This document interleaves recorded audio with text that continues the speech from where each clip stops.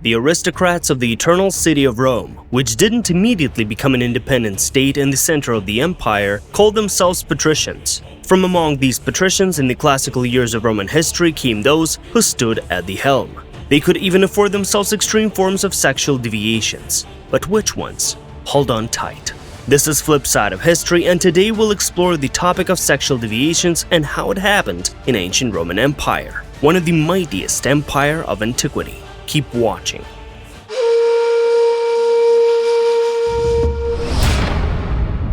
Who are patricians?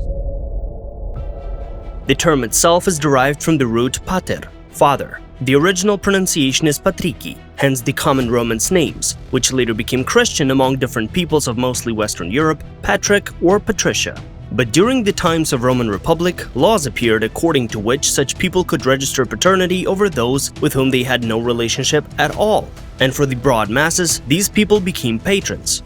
Why such reverence for this specific group? In ancient times, those who had fathers, the indigenous inhabitants of a certain location in this case, could consider themselves noble. Quickly becoming a privileged class as Rome continued to be settled from outside, they became those who gained access to key positions and opportunities to get rich. In the Roman hierarchy, initially, only people from this caste decided the fate of Rome. The democracy in a developed republic didn't come to the polis immediately. What is a Roman group sex and group pleasures in essence? As it happens everywhere and always and at all times, those people who have access to everything over the centuries are satiated with the joys of life, food excesses and people dying for them, for example. They need something that the commoners will not think of, and they dream of what is a reality for the chosen ones. This layer of celebrities quickly began to turn events into something that could evoke more vivid emotions among the exclusive participants. But it's not necessarily about sex. In order to give the holiday moral justification, it was organized as part of a group sexual festival. Classic scheme. As you know, this is an act of cult worship of a particular god, cementing the unity of followers. That is, the majority of not only ancient but also late antiquity had a strictly confessional background. There was no debauchery just for the sake of debauchery, as some works of fiction show. On the contrary, the patricians, positioning themselves as an example for others, denied any vices, and luxury accompanied the patricians in late Republican times, on the threshold of arrival of outright dictators, but they also took it. We will talk about the sexual delusions of modern Philistines in more detail below in the following chapter. Myths and reality. People have no idea that when they study films about Nero, Tiberius, and Caligula, they see a relatively late stage of Rome in front of them, in which anyone could get to power. Thus, the power of the patricians was in the distant past. Essentially, they sat in the Senate and, on the contrary, condemned all sorts of low-born upstart dictators. And for debauchery and for other actions that are not acceptable for honor, they disgraced it. After all, the perverts of the era of the 12 Caesars disgraced not only themselves, they corrupted the common people with bacchanalia. And most importantly, people listen more to the nobility we are talking about here. So the facts of not religious but depraved people are clearly inflated by writers in cinema. This intelligence chose the memoirs of one, maybe two contemporaries of ancient Rome as sources, building on them the entire idea of Roman society of the time. And wait, let's start with the most important thing. It was not until the 19th century that the term bacchanalia from Bacchus acquired its modern meaning. The term is derived from the spare names of Dionysus and distorted the real essence of the concept. It began with Gustave Flaubert's 1839 novel The Emerald, where the bacchanalia is described as a nocturnal feast with naked women as beautiful as Aphrodite. But the reality was much more prosaic, especially in the years of classical Rome, living under the banner of examples of patricians who were considered the guardians of culture. Famous sexual gatherings and their participants.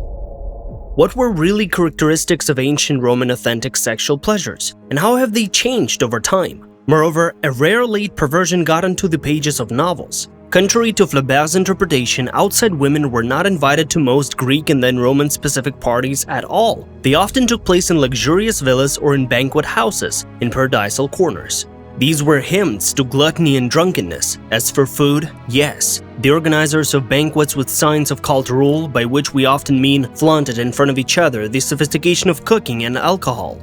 Each family wanted to prove its special worth against the background of the rest of the Roman aristocracy, and so the sin of festive gluttony appeared. We will not list here hundreds of dishes that would never have occurred to us. As for the cultural program, in more democratic times, dancers or musicians could be summoned. This didn't yet give rise to any erotic subtext. On the contrary, a family get-together could look much more delicate. The thing is that according to ancient Roman norms, the patriarch of a patrician family had unlimited power over his inferior relatives, to the extreme point that he could sexually use sisters, daughters, daughters-in-law, sons, and grandsons. And if one resisted, patrician could kill the arrogant person, since his relatives were like slaves to him. Today, it's simply surreal for us, and for the ancient Romans, this is the norm.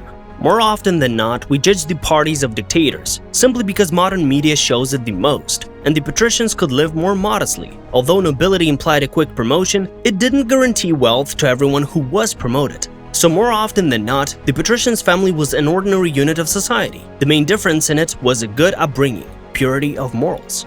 And what about luxury? It remained with those who, in one way or another, could retain the favor of the dictator. For, I repeat, starting from the period of the autocracy of the Caesars, they could take everything from people if they wished. So with most patrician clans, the word bacchanalia did not fit in at all. Well, if you consider the intimate relationship of the patriarch with his sisters, daughters, and granddaughters, this was not a perversion. This was morally right. And what is served to us in the cultural space as a patrician? The immoral parties of Nero, Tiberius, Caligula, as well as the crooked patricians, whose patrons this trio were.